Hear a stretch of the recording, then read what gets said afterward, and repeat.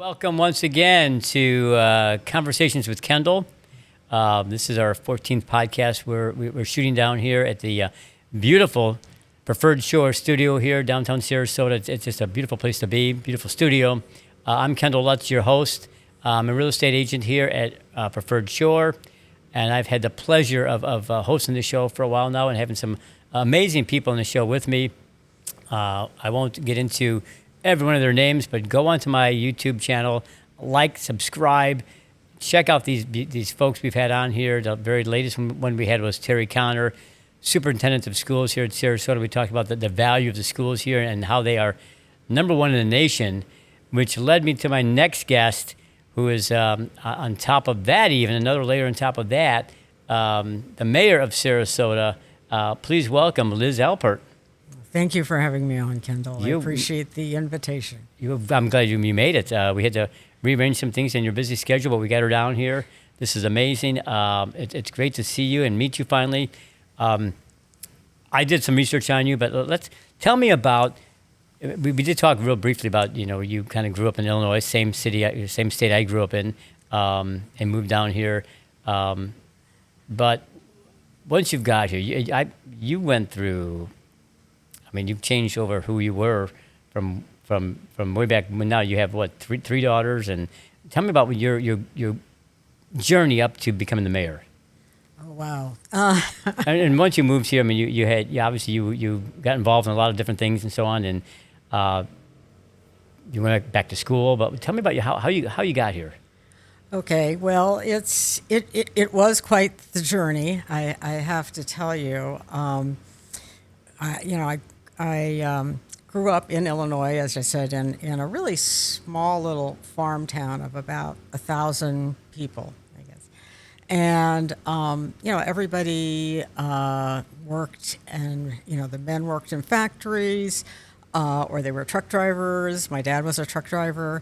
And the women were either homemakers or secretaries somewhere. And, since there wasn't a lot of work where we were, most people drove like an hour to get to their jobs. So becoming mayor of a city or any type of politician was probably the furthest thing from my anything that I thought I could aspire to.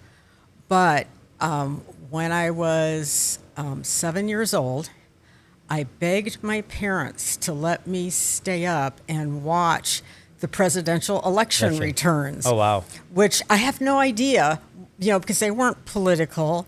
People in our community weren't particularly political. Where I got this interest in politics, but, that kind of started me thinking about those sorts of things. But again, didn't think it was anything I could aspire to, but I just admired people who got involved and did that sort of thing. So as I grew older, I wasn't able to go to college when I first got out of high school. My parents couldn't afford it, and so I started working from straight out of high school and started taking classes whenever I could. I worked for a bank that would send me to banking classes, and then, eventually I kind of started taking a class here and there at a junior college. So it took me, I say 20 years, but I think when I look back, it was probably more than 20 years over my life of taking classes, starting, stopping, before I got my BA degree. Wow. So, and you grew up in a family of what? I was the oldest of eight children, yeah. And as I said, my dad was a truck driver. He hauled cars, and my mom was a homemaker. Yeah. I mean, obviously, I don't think she didn't have time to. She didn't have time to be working. Couldn't afford the nanny then. Yeah, she depended on me a lot, yeah. And so I kind of jokingly tell people that my interest in feeling like I need to get involved and do things is because I always thought I was supposed to be in charge because I was needed to be in charge, my whole life. growing up because my mother was always sick and pregnant. So, But eight kids, that took, I don't know, at least 8 years, maybe 16 to have all these children. How far apart are you from? my youngest brother was 16 years younger than me. Okay. So Yeah, maybe 16 every years, couple of that's right, every years, couple of years. there was a Which is good. a new We baby need in more, the house. more families and more children, and that's a lot of folks now. They want to have one kid or two kids, and that's it. And hopefully, we can get back to a larger family. I have 6 kids, Do you really? and love them all. And Yeah. I would have more, time permitted. But my youngest one is 3 years old now, Yeah. so that might be the end of the road. But what a journey that's been. And so when you have that many kids and you're around a family that size, it's just amazing. So good for you. It's very different than like a one or two Right. household family. Absolutely. So I think it does it does give you a little more drive. Leadership role, kind of. Yeah, Right. exactly. Someone told me when these parents have one kids that those kids have more stamps on their passport than anything else. And when you have more than 3 kids, that's just out the window. And now it's just chaos, and but it's Yes. a fun chaos. Yes, it is. So, and all of you grew up in this East St. Louis or that area, farm town kind of. I mean, you Yeah. were just that had to be a great childhood.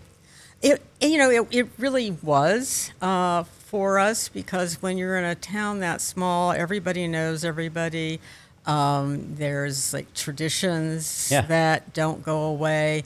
You can ride your bicycle Anywhere. everywhere, Right. and you didn't have to stay at home, and you had the same kids that you always were in Hung out school with, with, right. and I was in my elementary school. There were 6 kids in my class. I Wow. was in a 2-room schoolhouse. So the teacher-kid ratio was 6 to 1. Yeah, there was. Yeah, well, we had 2 teachers and 8 grades. So one teacher taught grades 1 through 4, and the other teacher taught grades 5 through 8. Wow. And actually, I think that was a really good way to educate children, and I'll tell you why. When you're all in this room together, when you're in the first grade, you hear the teacher doing the 2nd grade class, 3rd grade class, 4th grade right. class. You get to 2nd grade, you hear the 1st grade material repeated, and again you hear this thing. So Whatever you missed out on, you're going to pick up again. Yeah, you get And- this. You yes, get it wow. reinforced. The older kids help the younger kids, and you learn to concentrate while other stuff is going on around you, because we had to sit and do our work while the other classes were being taught. So you learn to just kind of tune that out. Of course, with 8 brothers and sisters, I also had learned how to tune that out. So Well, that is interesting. So we won't go back to that, I'm sure, any day soon. But No. what a great concept that was back then. So you went to college. You took you a while to get to your BA, and while you're raising 3 daughters. yeah, on and off, Yeah. because that's why, partially what held me back, partially life in general, Sure. won't go into all of the No, things that detail, kind of held me back from pursuing it. But yeah, it took a long time, and I just kept thinking, well, I'm going to be old by the time I get done, but I'm going to be old anyway. And I had that same attitude when I finally started law school, which was a long time dream also of mine. And because I started at age 54, that was the first opportunity I law had school. to go to law school. And I said, oh, never God, I'll too be late. 57 when I finish. I said, well, but I'm going to be 57 anyway. So That's the same approach I used. I went to acting school one time, and I was one of the older guys in the acting school. These 20-year-old kids were in there, and I said, and someone said, why do you want to get into acting now? I said, well, listen, in 5 years from now, I'm going to be X years old anyway. yeah. So I might as well have some acting experience along the way. I mean, why not? You can't change your years, but Exactly. you can get and that's amazing. You went back to school, first of all, to get your BA, then to get your went to law school, and my mother did that when I was in high school. She went back to school. Now she was probably, I don't know how old she was, 40. I'm not sure, but went and became an attorney as well in Illinois. So I saw that and read about that. So, oh my gosh, we have a lot in common. That Yes. your kids saw you go to law school and must have been just totally impressed with that. Well, it was interesting. One of my daughters, my oldest daughter from my second marriage, was in law school the same time I was, a different school. But, and then I graduated a year earlier than she did because she took a year off, went to Brazil to teach English. And I was praying that she was going to get back into law school, and which she did. So that is amazing. So it's like the movie, what's they call it, Back to School or something, where Yeah. the dad went back and sat next to his son in school. You weren't right next to her, but Yeah. that is good. Yeah. That is awesome, amazing. You have to feel proud. Your kids have to be proud. I mean, not only go back to school and get your bachelor's, but to go on and then take that, develop. I'm sure you had a law practice here and probably still Yes, do in I do. Sarasota. Tell us about that. Well, I'm a family law attorney, so basically, if people want to know what that's divorce, it's divorce, paternity, things like that we do, and it was Also, do you do estate planning or something? No planning? not anymore. I was doing it for a while, but it just your heart has to be in it, Yep. and I just didn't feel like that was what called me. And family law for me was probably the last thing I thought I would do. I thought I would go into land use law. So, I mean, totally different. But I'll talk about how I sort of get to do that too. You do, yeah, right. Yeah, right. And but when I was going through law school, I happened to be going through my own divorce. So, of course, the divorce cases were more interesting to me. And I ended up clerking for an attorney who was trying to open a divorce practice as part of his practice. So he hired me because I had, with my particular divorce, my former husband was an attorney. And so That was a disadvantage. he filed every Yeah. type Yeah, of yeah. pleading you could file. So I had a whole lot of experience in family law. And then I realized I had an affinity for it, that, it's certainly more interesting. You get all kinds of situations with, human behavior Right. is always fascinating. And you get all of those, human stories, and you try to help them get through it. And I really work hard to try to help the parties settle and come out, where they can hopefully, get along or at least Intact a move little bit, forward. right. Yeah, exactly. I don't believe in trying to litigate everything. I can and will and am able to do that if that's necessary, but I think it doesn't help anybody. I think I think it helps them to realize, okay, for whatever reason, this partnership isn't working anymore. So, move on, figure out how to unravel it, and come out of it the best you can for all of you. Especially if you have kids. I mean, Yeah, that's important especially. they listen to what parents are saying about the other parent, and there's just so much dynamics there, and young children and how they're influencing the rest of their life. So, Liz Alpert, you're a divorce-friendly attorney here. Besides being the mayor, it's good. It's a lot of hand-holding, babysitting, but it's needed. And if you're doing that well, like you said, you want to do that and not litigate everything. Yes. That's amazing. Obviously, I've been divorced as well, and it was not fun. And No. you never want to do that. But half of them fail. So like You it or have not. you have to even, I recommend to people prenuptial agreements, which is not that easy to sign. romantic Yes, I was to gonna talk say, about on your honeymoon. when you're getting ready to get married. But I think it's a really good test, actually, if you can get along and come up with a good prenuptial agreement where you're recognizing that something could happen, so that then again each Makes it party easier. is still taken care of. Yeah. And eliminates a lot of fighting later when you're not getting along as well as you are when you're planning to get married. Right. Yeah, because it never works at the end. Yes, exactly. So here you are now, and I didn't even know this. I don't know if a lot of you knew this, maybe not, but yeah, I looked up, when was the election for mayor? How much did you win the popular vote by? And what happened? And I wait a minute, whoa, it was like a record scratcher how we got to this point. So my understanding is you have these 5 commissioners?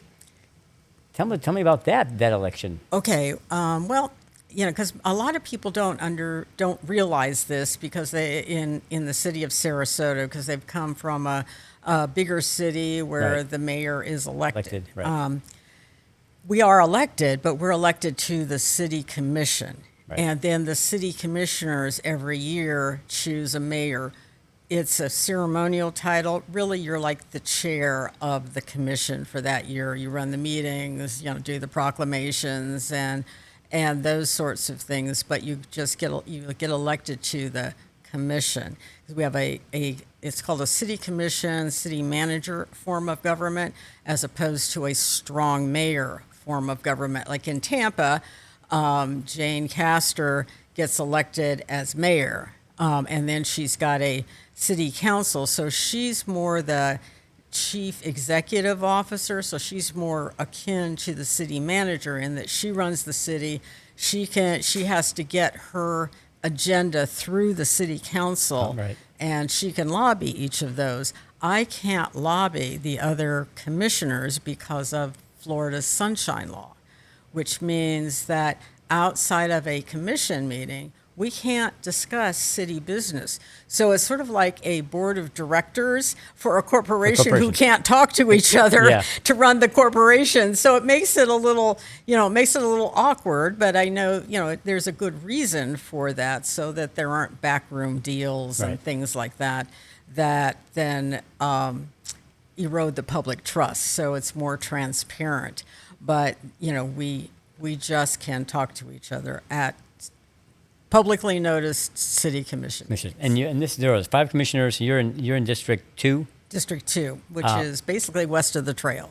Okay, and you've been serving that now for a long time. 10 years. 10 years. I thought it was longer than that, but 10 years. 10 years. And And I just got reelected. just reelected as a mayor for what, 1-year term? Well, first to the city commission again. Yes. And then got reelected by the commissioners as mayor for a second year.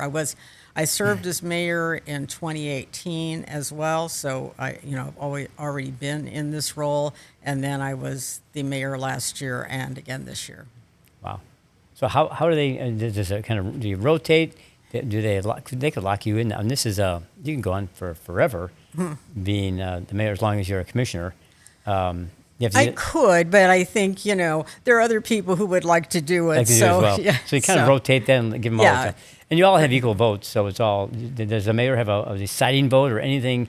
Yeah, the mayor can vote for in that vote for the mayor every year. So Okay. yes, you can vote. You can vote for yourself. But I mean, as far as the commission gets together, is there any impact at that point, or is it just 5 commissioners coming together, voting on different items, and the mayor just happens to be one of those 5? And like I said, you run the meetings and agendas and so on. Yeah. But there's no additional voting power on the mayor's side. It's just No, 5 commissioners. No. The mayor has no more power. It's just mayor is just one vote, just like the other everybody else. commissioners. So, as I said, it's kind of a ceremonial title. It's a busier year because you get invited to do things like this and yes. ribbon cuttings and proclamations or come Baby speak kissing. to our group. And then when you go back to being just a regular commissioner. Then that kind of all goes away, but you still have the same power that you had as the mayor. Which is, we say a regular commissioner. That's an important job here. And then, we talk about elections, and boy, you hope Donald Trump gets in, or you hope somebody gets in. They probably have less impact than your local commissioner, locally anyway. So who you vote for, and then the commission, I think, is even more dynamic for Sarasota residents. Yeah. Yes, I think so too. What we do is more visible to people, I think, because it really does affect their everyday life. Right. So they see it more. So you get more scrutiny than you would even if you were a state representative. Most of the time, most people don't know what they're doing or not doing or how it affects them, but they know what their city commission does that affects them. And they are the closest person to your home. Yes. If you live in Zone 1 or wherever, talk to that person. That you're going to get more out of that than and actually the impact on locally. So this is interesting. So tell us about one thing. Obviously, being a real estate agent, I'm always looking at the values of homes. And I talked to Terry Connor a couple weeks ago about how the school systems here have just taken off. And everything I could read about and confirm was showing me that Sarasota County has one of the best school systems in the state of Florida, if not top two. We were right there. And not only in the state of Florida now, but in the country. And, you and I can go back a long way. We can go back to Illinois. We can go back. You never thought of Florida having a great school system because folks retired down here. They didn't want to pay taxes for schools. They didn't have kids. Yeah. Wow. What a dynamic we're into now where I don't care if you're in the top 10 now. You might be the top 1 in the country in Sarasota. How did we get there? What happened? Yeah, I mean, and it's interesting that happens here because overall the state of Florida is one of the lowest ranked states in terms of school systems. But I think here we have a very educated population. A lot of the people who move here could live anywhere in the world. They were CEOs of business or at the top person. And we have a guy from ACDC. We had Jerry Springer. We had Lucille Ball years ago. People who made it in the world, and they choose to live here. So they recognize the importance of education, so they're willing to fund education here and make sure that we have really good schools. I think that has helped us excel. And probably, I don't know this, I'm just like, maybe thinking out loud here, but our emphasis here on arts and culture, I think also has to be a factor in how children are brought up and what they're exposed to, which can only help. No, yeah, I was going to touch on that too. The arts and culture here as the cultural center of Southwest Florida, if not again the state. But and don't downsell the school systems in Florida. I did read how they were at one point 35th in the country, or near the bottom, and they are now rising. I think it was 17th now, or even higher across the whole state. But pretty darn good. But yeah, let's shift that. Now, the other thing about the school systems I talked to Terry about was that I think it was a 5% increase in the school scores here gave you about a 2.5% increase in real estate value. So the values are going up because the schools are going up. Yes. Because now we're going to talk about the arts and culture and what's happening there. This is a very valuable area. And I saw some TikTok the other day about somebody saying Florida should be expensive to live in because you are literally miles away from a beach anywhere you go. Mm-hmm. It's sunshine every day. Mm-hmm. This should be one of the most expensive places to live because it's perfect. It is. So unfortunately, we talk about affordable housing here and where we're going to go with that. But let's talk about the arts and culture because, like I said, I told you we went down to Van Wezel several times. We moved here, loved it, loved that theater. They're doing something new with that, aren't they now? We're looking at an adaptive reuse for it because we are hoping to be able to build a new performing arts center. In its day, the Van Wezel was cutting edge, but it's over 50 years old now. Okay. And just isn't adequate for modern productions. I mean, it's just not. I know people have an emotional tie to it. Some people. which is why we're looking at, is there a way to adaptively reuse it? Because it kind of sits the bottom floor, where the dressing rooms are and things like, it's really under sea level. Yes. And it's probably just flooded. right next to the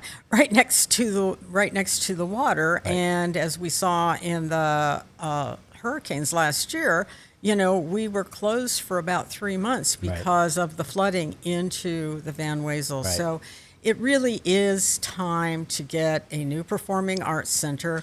We have a group, the Sarasota Performing Arts Foundation, who are working with the city and with the county to an extent, because they're part of our taxing increment district, and I'll explain what that is in a minute. But we're working together to design and build a new performing arts center. Now there are roadblocks along the way that we, and hurdles that we have to get over, but we have a really good group in charge of helping to make this happen. We have a world-class architect who is working on the design of the building. Who's that? Do you have it? Renzo Piano. Okay. And he's out of Genoa, Italy. That's where his workshop is, and he has done he has done structures throughout the world.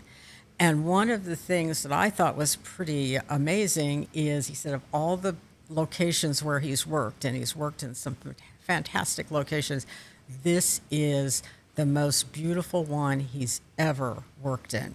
So our bayfront is just, it is yeah, just stunning. Stellar. Yeah. Yeah.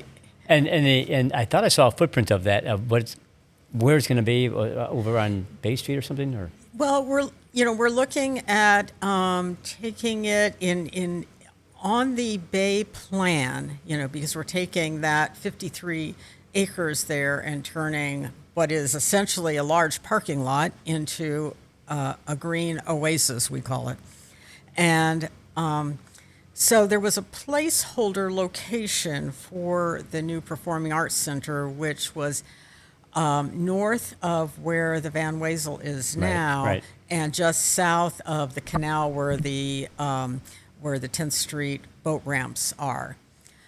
But as Renzo Piano and his architects were looking at this, they decided that maybe what needed to be done is that it needed to be closer to 41. So along the area where we have the municipal auditorium, the arts center, the women's club. So there's a whole series of cultural structures, Right. entities right along 41. And so they felt it would be better to just kind of keep that going and make this whole corridor, and to break it up into smaller buildings, which I think was genius. And right. and we always knew we were going to have it elevated, above sea level. Yeah. So the plan is to have it elevated 20 feet above the ground, and then make the under the buildings a pleasant place to be, where it's usable. People can get out of the sun, maybe, like a coffee shop, things nice. like that, so that those can be accessible to the public, even if you don't have a ticket.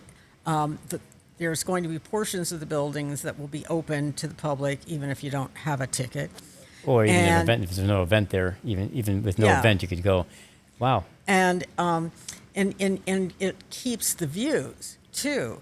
As you come down 41, you'll be able to see the water from under the buildings. So it's not like a whole structure that just blocks it, right? Yeah. So I think. Wow. That sounds. I think it's going to be, if we can manage to get this done, it's the next step of what we need to do to make sure we're still the arts and cultural center of the west coast of Florida, or even in the state of Florida. Right. We need to, to stay up to date, to be able to bring in good programs, good Events. Broadway Yep. theater, good theater, good performing artists.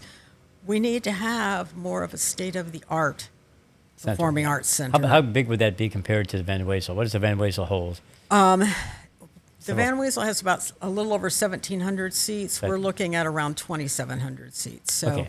yeah, when It's almost Broadway producers are looking to book a venue, they want to be able to make the most money they can make. Right. So they look at how many seats do you have? Yeah. How many seats can you fill? Those are all things that go into their calculation. So the places where they can make more money, that's where they're going to take their production first. That's why it took us 10 years to get Hamilton, is because we don't have, size, we don't have enough seats. We don't have the venue that producers are looking for. And Mary Benzel, who is our director of the Van Wezel, does an excellent job of getting in, acts and productions to make it still a good, a good performing arts center, but it's not Has really what we limitations. need for the future. No, and maybe, like I said, we've seen. And we got to think about that. This is for the next generation. Yes. Now, this will probably take, at least 5 years to put together? At least 5 years, But yes. we're bringing in an Italian architect to make this, and designer to make this happen. That's amazing. Yes. I mean, Yeah, if we can get it done, the economic impact of this is going to be tremendous, and it takes into consideration the growth that we're going through. So you have to also think about that, is that we are a growing community.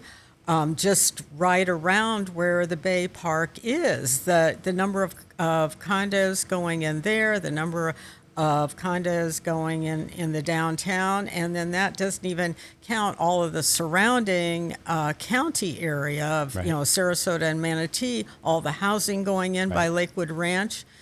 So we need to be preparing for that future. yeah. No, I agree fully. And then you can still use a Van Wezel as a other venues could go there. You could We're trying to maintain that. figure out. We appointed an ad hoc committee, which means it's just a temporary committee, to evaluate the conditions, evaluate the sustainable, viable uses for it.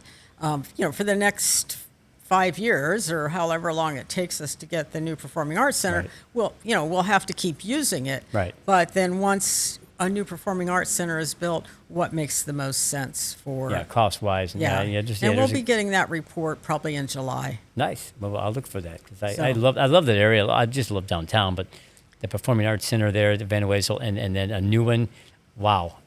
It's nice. I mean, you get the ballet down here. You've got the orchestra. You've got a lot of stuff going on down here. Yes. That some of the bigger cities have, like Chicago, but you've got that in a much smaller cultural center down here that just feels artistic when you're down here. And you've got some great artwork too as well. Yeah, and that's why a lot of people move here. Yeah. When I talk to people, and you probably get this as well, besides looking, for good schools if they have children, people come because of our arts and culture. Yep. Again, the people who could live anywhere choose here because of the vibe, because of the arts, all of the things that they can take advantage of, as you said, like in a big city, but in this smaller town vibe. It's really, and then our beautiful, bayfront. Not to mention yeah, right, and our beaches. Beaches, that's right. I just think we have it all. You really do. I think Siesta Key is probably the best beach in the world. And then you've got quite often is named that. Yes, and then you've got some of the perfect weather here in the whole state of Florida. But then on top of that, like I said, the arts and the culture and the small city vibe you get, but very city-like sometimes as well. I do think you have it all, and it's just why home prices are probably a little bit more here than maybe in the middle of Florida. But that gets me to my next question about affordable housing. Are we raising the bar too much? I mean, when $1 million home becomes almost the average in Lakewood Ranch and some of those areas, how do people move down here with children and afford that? Or how do the locals who are working at these venues afford homes? Is there anything where, as a city and a commission here, you're trying to look at to factor in some affordable homes and housing? We've been doing that for a long time. We've been, working on, trying to solve this problem. I mean, business talks about, everybody talks about it's hard to get workers here because of that, and then and then of course we have a huge service industry to service all of these Great people in their right? million-dollar homes. Yeah. So we've done a few things. We passed some zoning about a year or so ago that incentivizes affordable units. So we've said to developers, you can build, for instance, in the downtown, you can build 4 times the density in your building the same size. The building can't be bigger than we have, but you can have 4 times the number of units if you will put in some affordable units in your building. So that allows for, because part of the reason why we have huge, expensive condominiums in the downtown is the allowed density didn't allow them to put in more units. Okay. Because there's only so many units per acre, which downtown was like 25 units an acre. Okay. So they had to build larger units. Now, instead of one 4,000 square foot unit, they could build 4 1,000 square foot units. So even if you didn't have the affordable housing component in there, by definition, 1,000 square feet is going to be more affordable than 4,000 square feet. So, so these are coming out of the ground. People are taking advantage of that. And then in addition, we said along the major corridors like US 41, Fruitville, you've got a whole series on each side of the road, commercial properties. Right. And they're zoned commercial. So we said we're going to rezone that and make those properties mixed use, which means that now instead of commercial, they can do commercial and residential, or they can do all residential, which they couldn't do before. And again, with a density bonus if they put in affordable units, because part of the reason why it's so expensive as a real estate agent, you understand this, is supply and demand. Right. So if you got more demand than the supply, that also adds to the prices rising. So this way, not only do we help increase the available housing, but the best part of that plan for me, I'm glad there's the affordable housing, but I have always, when I drove along any large, major corridor, and you drive along, you think, boy, they all look terrible. A lot of, it's big parking lots, it's big signs, it's, it looks like the typical, urban clutter. Right. But what we've said with this zoning is that, no, you're going to do it differently. The building is going to be closer to the road. You're going to have a planting area, a wide sidewalk, and then the right-of-way area before you get to the road. So, and your parking lot's going to be in the back.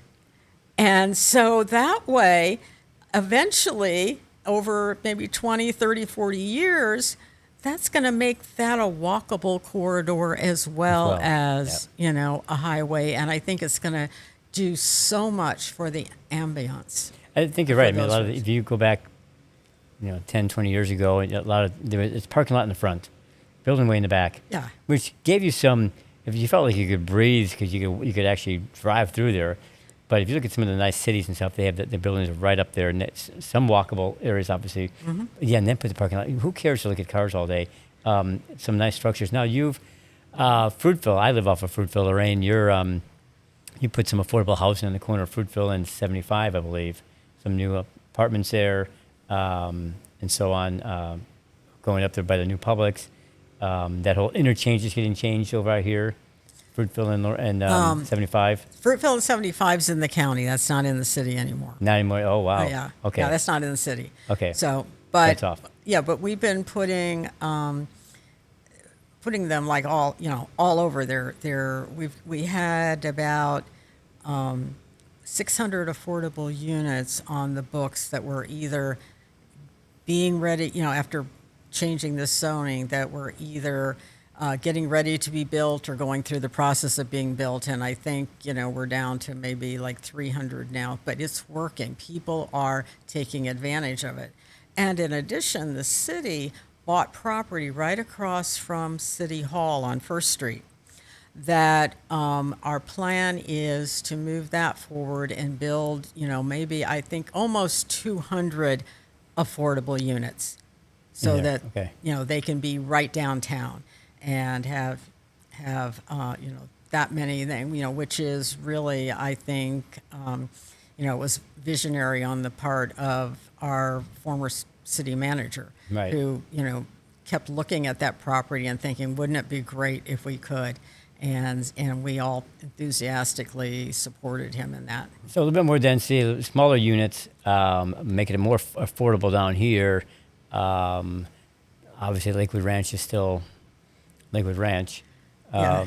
I don't know how you could change that model much, but there are some, I think, affordable housing there as well. Some townhouses going up now in the Lakewood Ranch area. But that's interesting. I also like what they've done here in Arlington Park down here. Some of the new homes that they've built there are just beautiful. But again, you're talking multi-million. Yeah, right. But Right. what they just really add to the value of the city as well. Yeah, one of the things about the affordable housing, though, I want to make sure that I mention is that, because I think people get the impression, oh, yeah, they say they're going to do it affordable, but then a few years later, they're asking market rate. They're required to keep that affordable for 30 years. Oh, wow. So Okay, it's good, not, good. it's not a, let's say we're going to do this just to get this built and get the extra density. And, density is not a bad thing in the right place. I think that's one of the battles I fight all the time with, trying to make people understand in the downtown is where you want density. Yes. Yeah. Because that's why we've got such a thriving downtown. That's what supports the restaurants. That's why we have now 2 grocery stores in downtown Sarasota. That and people then walk to wherever they're going. And I live downtown, so I can tell you that over the years that I've been here, the traffic downtown, car traffic hasn't increased, but people on the sidewalk have, increased, and it's wonderful to see. It is. It's beautiful. I mean, I come down here to eat and entertainment and so on. I just love being down here. I take my kids down here on the weekends. We go to the library.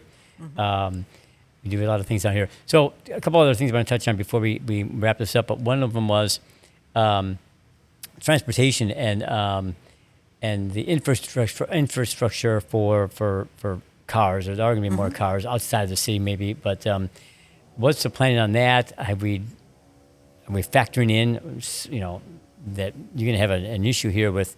I know when they built a bridge up north there, it was taking people to come from Parrish into Sarasota like an hour. But now that's all finished now, but there's still a lot of traffic out there in 75, and even in this side of on Fruitville going out of the city. What's the plan for that? Yeah, there actually is a long-range transportation plan. I happen to serve as one of the city representatives to what's called the Metropolitan Planning Organization. Yep. And it consists of the Sarasota and Manatee elected officials, city and county, and we work with the FDOT to come up with how to spend the federal transportation dollars that come. And there is always, like, the long-range transportation plan now goes through 2050, so every 5 years it's updated, and every community says, puts in a bid for what they think is most important to them. But I've been on that MPO for 10 years now, and I can tell you it takes a long time for a project, even though there's a plan for it to work through the system.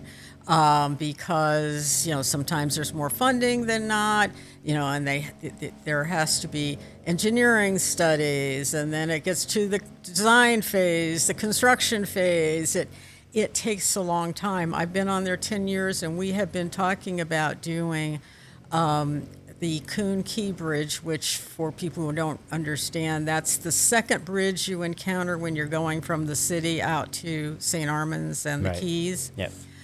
That's, we've been talking about that on the NPO for 10 years. We are getting to where it's almost going to be done. So all these things take time. And the other emphasis that we have is that we want to make sure that we're funding more alternative forms of transportation, because not everybody can drive. You've got kids who aren't 16 yet, or they can't drive. You've got disabled people. You've got people who Seniors, lose their right, license because they get older. So it's important for us to have alternative forms of transportation, like the trolley that we have from downtown that goes to St. Armands and Toledo Beach. People taking that love it, and it gets cars off the road. So that way the people who do need to drive, there's more room for them. Yep. And we also are adopted the Vision Zero goal of trying to eliminate fatal crashes. We'll never eliminate all the crashes because it's just human behavior. People crash. Oh, we all make mistakes. That's but right. Fatal crashes, and Yes. that goes into road design. So, you were saying, coming down 41 with the parking lots in the front, it seemed wide open. Well, that means psychologically, people say that means I can just gun it and drive wide open. But if you redesign your streets with the buildings closer, the narrower lanes, it slows people down automatically. And you're a champion for the roundabouts, I read. I am. I was skeptical about them when I got on the commission 10 years ago, but in learning about them and learning what they do, it cuts 90% of fatal crashes. Yep. Plus, it keeps the traffic flowing. People don't realize that a larger volume of traffic gets through traffic circles than if you have stoplights. Yeah. It's a hit or miss for some folks. Like, do I go? Do I not go? Is it my turn? Is it not my turn? But once you get used to this whole flow of it, and I've seen more and more of these pop up. Yeah. I think it's a beautiful thing. Yeah. I don't have to stop and. Yeah, you stop usually maybe for just a few seconds. You're not sitting there 5 minutes, like at a light that causes like the road to become a parking lot because all these cars are sitting there, and then suddenly this parking lot has to move all at once. So I did read that about you, that you had championed that. Also, you've played a pivotal role in some of the homeless folks down here. Tell us about that. Because you're in Florida, you're going to have some homeless people. Even some of the bigger cities up north have some, although they're cold. Yeah. But down here you have some. I've seen a few here and there, but it doesn't seem to be a lot. How are we handling that? Yeah, it's been an interesting journey, and in that we've been excelling too. When I first got on the commission, one of the big issues when I ran my first campaign was the number of homeless on our streets, which was over 1,100 in the city of Sarasota. Wow. It was a huge issue. And what we instituted, they had started it a little bit before I got on the commission, but there was a big a Housing First program, and there was a big debate whether we should do Housing First or a homeless shelter. Well, the more I studied that is that a homeless shelter, all you accomplish is they have a place to go sleep at night, but they're on the street the next day. It doesn't help. Right. So Housing First is what we adopted. And we've taken that to like around maybe 200 in the city of Sarasota with cooperation with our courts. We have a homeless court. We have a mental health court. We have now 2 homeless outreach teams. We pay for beds at the Salvation Army. So it's a number of factors, and other communities come here to see what we're doing to help solve their homeless problem. Yeah, so at least it's called Housing First, as you mentioned. You championed that, and it led to a 60% reduction, if not more now. Yeah, even probably even more than that. in the Yeah. homeless. So it's it's still an issue for some people who who see the homeless on the street, but you're never going to have no homeless. And our homeless outreach team touches, talks with them at least once a week to encourage them to get services, and get them off the street. And usually it takes 8 or 10 or even sometimes years of going before they're finally ready to do it. Yeah, because the longer they're on the street, the harder it is to get them off the street.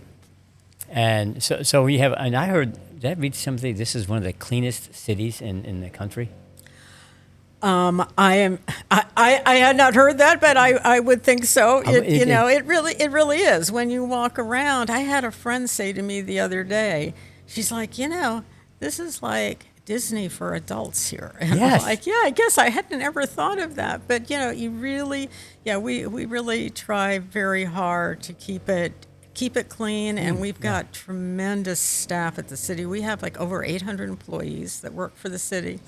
And, they by and large are dedicated, smart, and really all have a passion for making the city a better place. And it shows. It really does. They're doing a great job. And like I said, when I was talking to Terry Conner about the school values and how they've come up over the years, the city is clean, the arts, the culture down here. I mean, I think I never even thought about this, but you're right. These folks who moved here could have moved anywhere. Yeah. Right. And they chose Sarasota. And I think there's even a difference in Sarasota compared to Naples. I think Naples is an older cultural area, and Sarasota has a younger feel to it, I think. So you've got a mix of older and younger here, but a nice mix here. I probably agree with you, probably the number one city in Florida.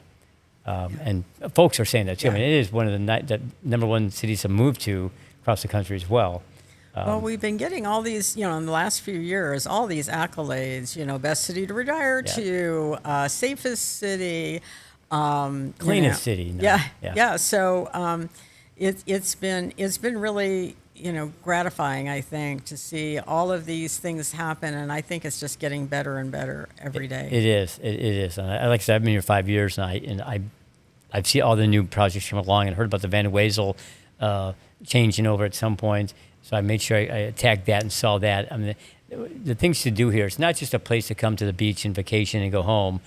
If you do come here and vacation, take advantage of the downtown and check this out. And I'm sure you'll end up moving here. Yeah. And then I can sell you a house as well. So it's a double whammy for me. But yeah, there's just so much more than Siesta Key Beach.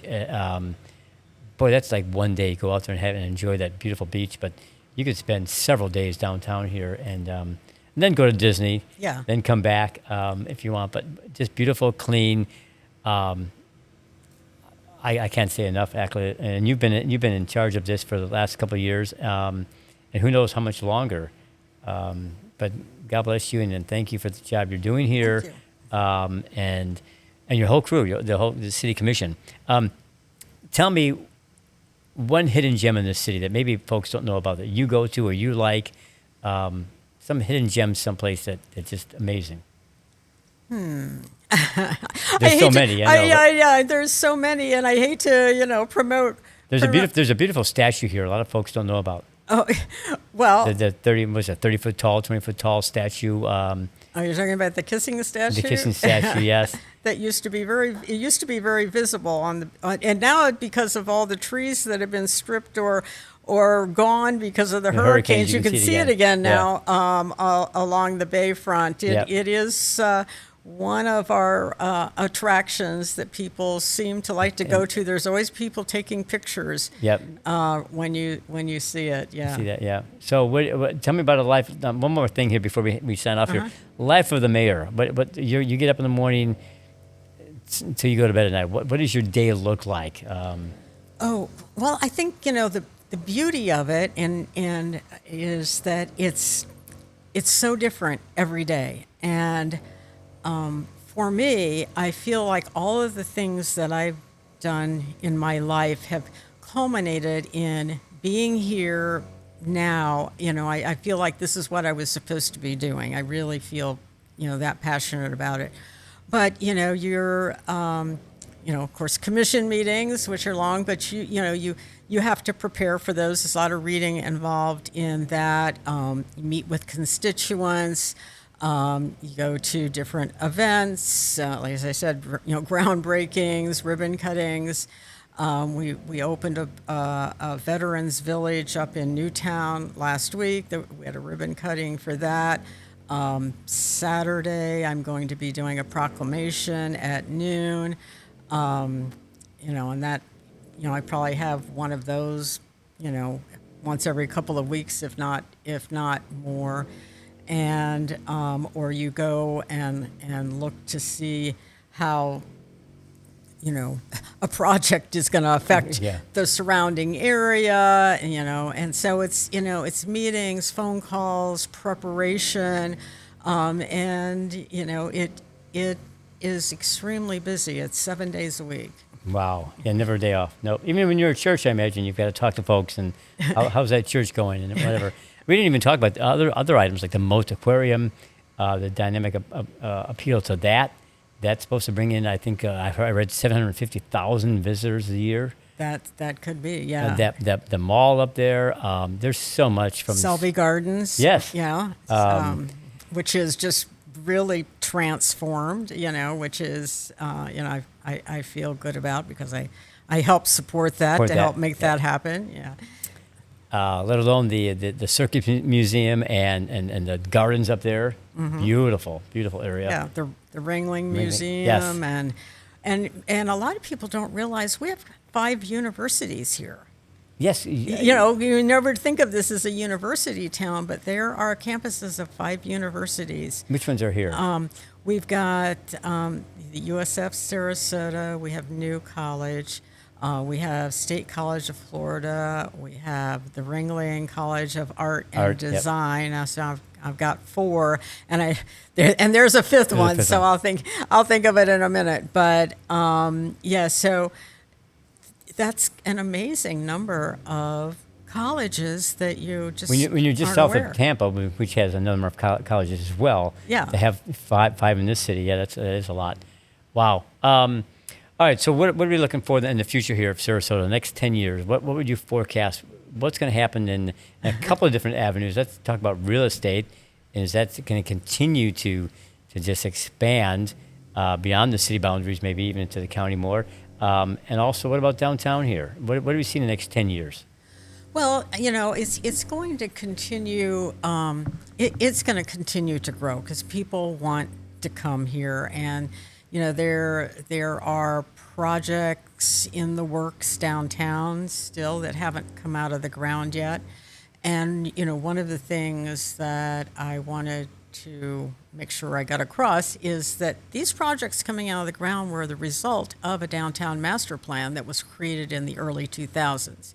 So there was a plan for this to happen. It didn't just happen randomly, and right. It's working beautifully. So there are a number of buildings that haven't been built yet that are, So you're not reacting to the growth. You are forecasting the growth and planning for this 20 years ago. Yeah, exactly. Yeah. This isn't just, we're going to do something. That. This was part of an overall plan. Right. For doing this. And we have the infrastructure to handle that. We had an expert on water the other day to tell the commission that our water system in the city of Sarasota is the second best in Florida. The first is Disney. So, that's right up there. Yeah, that's right. So I think we can be very proud of the things that we have done to make this a really good community, and that also is what attracts people to come here. We're working on more transportation plans, hopefully to get some more alternative transportation. Do some. We're looking at a new downtown master plan committee that we put together to tweak our downtown master plan. It's good, but how do we make it better now? in terms of, making our downtown more vibrant. And so looking forward to what they'll be coming up with. Hopefully, we'll be, having this new performing arts center. And, we just keep, Lots going on. yeah. And all part of master plan. We talk about, you hear about the Lakewood Ranch master plan they had in place forever. Yes. And that was a master plan community. And also you have a downtown here down. And you've had that in place. So planning has made this, again, probably the number one place to be, maybe in the world. Like I said, they could go, people could live anywhere, move anywhere, and they're moving here. Yeah. That is, and it's amazing. And smart, intelligent folks with hopefully with money in their pocket. Yeah. But whether they do or not, I mean, this is a nice place to be. And again, your leadership is, thank you so much for that. Thank you. And I know it doesn't, being the mayor itself doesn't pay a whole lot. So this is a lot about being the commissioner and the commissions in this area. And it's just a great setup we have here. Yeah.